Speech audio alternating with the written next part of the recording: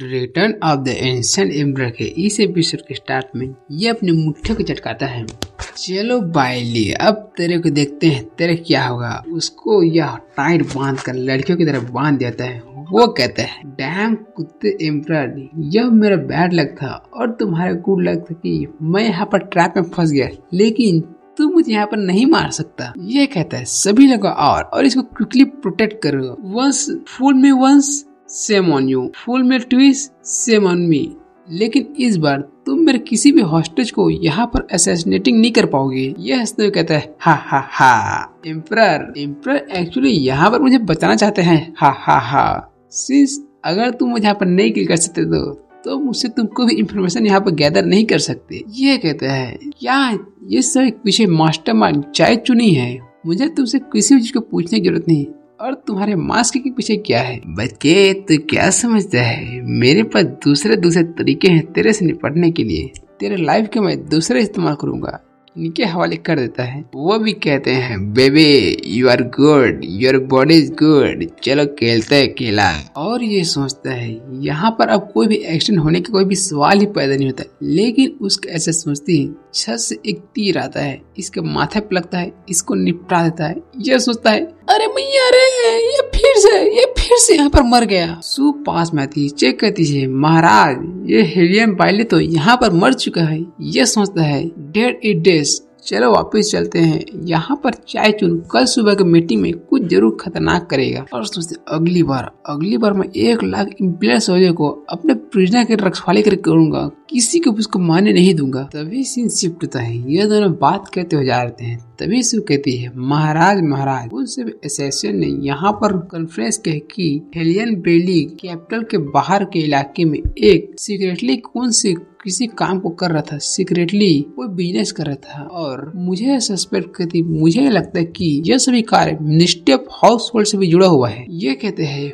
Ministry of justice, ministry of revenue और अब ministry of work to.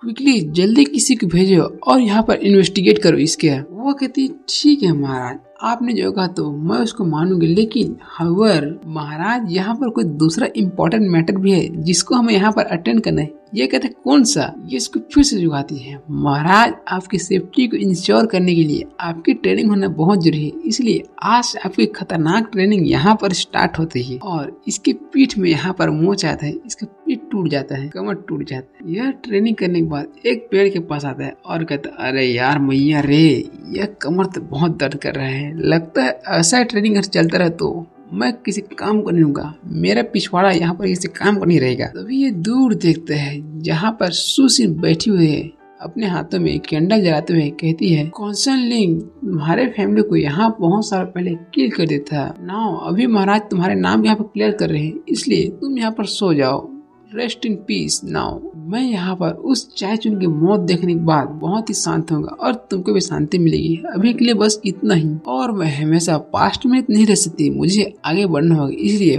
Bye bye. तभी वह उसके पास आ जाता है। वो कहती कौन है? वो गिरने वाली होती है। तभी याद है और उसको बचा लेता है। बी केयरफुल, रोमांटिक मोमेंट चाहता है। वो सोचता है, वाओ सॉफ्ट। तभी ये शर्माते हुए कहते हैं, तुम एक इंटेलिजेंट पर्सन हो। इंटेलिजेंट व्यक्ति के लिए इन सब चीज को समझना बहुत आवश्यक है, यह बहुत कमी है। वो मुझे कह रहा था कि यह बैड रिव्यू है। वो कहते क्या बैड रिव्यू, वो क्या होता है? वैसे महाराज आप यहाँ पर क्या करते हैं किसी को बताए बिना इतनी रात को? और महाराज आपके चेहरे पर यह पसीना क्या, आप अभी क्या कर रहे थे? वह सोचता है, लेकिन तुम मेरी इतनी चिंता क्यों करी हो? ये अपना पसीना पोंछते हुए कहता है, मैं यहाँ पर आज प्रैक्टिस कर रहा था, मार्शल आर्ट की प्रैक्टिस कर रहा था और इंपीरियल गार्ड किसी मिलने गया, यहाँ हुआ वो हुआ। इन सब चीजों के बीच में यहाँ पर बहुत गर्मी आई और मुझे यहाँ पर पसीना आ गया। और वैसे लगता है तुम सिंसेन को यहाँ पर सिंसेन फैमिली को बहुत वैल्यू करती हो, उनके लिए तुम यहाँ पर मोमबत्ती जला रही हो, तुम ऐसा क्यों कर रही हो? और सोचता है यह पहली बार है कि मैंने इससे यहाँ बात की, इतने शांति से बात की, यह अच्छा लग रहा है। वो कहती है यह ज्यादा कुछ नहीं था, बल्कि आज उन सभी की डेथ एनिवर्सरी थी, इसलिए मैंने उनको याद कर लिया। पास्ट को याद कर लिया और अगर मैं उनकी बात करते रही तो यह स्टोरी बहुत ही लंबा हो जाए, इसलिए स्टोरी को बंद कीजिए। और महाराज यहाँ पास ही मेरा रेस्टोरेंट है, इसलिए चलिए वहाँ पर चलिए और आपके जो कपड़े गिले हैं उसको चेंज कर लीजिए। चलिए चलिए। ये कहते हैं इसके साथ जाने से कोई समस्या नहीं होगी, ये उतना बुरा नहीं है, चलिए आज इसके साथ ही चलते हैं। ठीक है, ऑलराइट, चलो चलो। और उसके रेस्टोरेंट में जहाँ पर मेन कैरेक्टर बात ले रहा होता है, नहा रहा होता है, वो कहता है यह सब चीज ऐसे कैसे बदल गया। यहाँ आने के बाद वो स्टोरी बताते हैं क्योंकि मेरे ऊपर उसका बहुत बड़ा डेप्थ था। इंपीरियल सेंसर से उसके सन से मेरी मैरिज अरेंज की गई थी और मैं उससे कभी भी नहीं ली थी। ये कहते आई सी। ये कहते तो तुम उसके मौत का बदला लेना चाहते हो, तुम तो एकदम हॉरिबल पर्सन हो, तुम अपना डेप्थ को ग्रेटिट्यूड से सिखाना चाहते हो, कब करना चाहती हो। तभी ये उसके पास आती है और कहती है महाराज क्या वाटर यहाँ पर ज्यादा ही गर्म है, क्या मैं आपके कपड़े चेंज कर लूंगी। ये कहते नहीं, मैं खुद कर लूंगा। वो कहती है महाराज मैंने कपड़ों को यहाँ पर रख दिया है, आप मुझे अनुमति दे आपको ड्रेस बनाने का। ये कहते हैं नहीं मुझे जाने दो। वो जबरदस्ती आती है और मैं गेटो को नंगे पांव देख कर उसके कपड़े पहना देती है। ये रोता कहता है तुमने मेरा सब कुछ देख लिया, तुमने सब कुछ देख लिया। वो कहती है आरेट महाराज।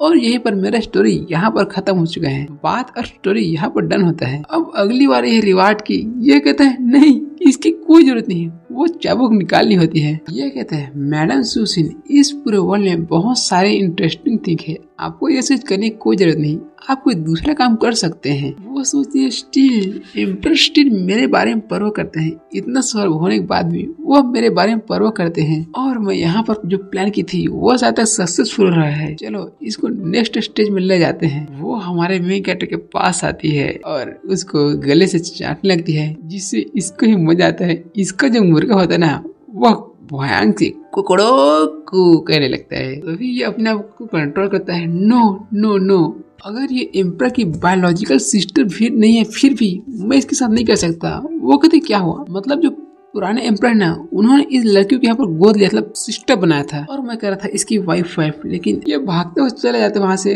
मैं जा रहा हूँ, बहुत रात हो चुकी है, मैं जा रहा हूँ। वो गुस्सा भी होती है और प्लस भी कर देती है। महाराज ये सेकंड टाइम है जिसको आपने यहाँ पर मुझको रिजेक्ट किया है, लेकिन अगली बार मैं डेफिनेटली सक्सेस होंगी। नेक्स्ट डे में उन सब चीजों से निपटने के बाद ये अपने सिंहासन पर बैठा होता है और सोचता है उस भयानक रात के बाद मैं यहाँ पर सो नहीं पाया। एक एम्पर बनकर यहाँ पर अटेंड करना बहुत खतरनाक है। देवा रे देवा, बाबा रे बाबा, उठा ले मेरे को नहीं, ये चाय चुको। और यह यहाँ पर मेंटली और फिजिकली थक गया होता है। तो भी ये कहते हैं हुआन्यू क्या हुआ, जो फंड जो पैसे का काम चल रहा था वह कैसा है, उसका प्रोग्रेस कैसा है। ये कहते हैं महाराज 70% फंड को यहाँ पर पहले ही डिस्ट्रीब्यूट कर दिया है और बचे हुए 30% को भी 3 दिन में डिस्ट्रीब्यूट कर दिया जाएगा। और सोचता है महाराज यहाँ पर दिन रात काम करते हैं। वो इतना काम करते हैं कि देखो ना उनकी आंखों के नीचे काले धब्बे बन चुके हैं। मुझे अपने मिस्टेक को सुधारना होगा और अपनी स्पीड को बढ़ाना होगा। तभी ये सोचता है क्या हुआ, यह बुढ़ा कुसाट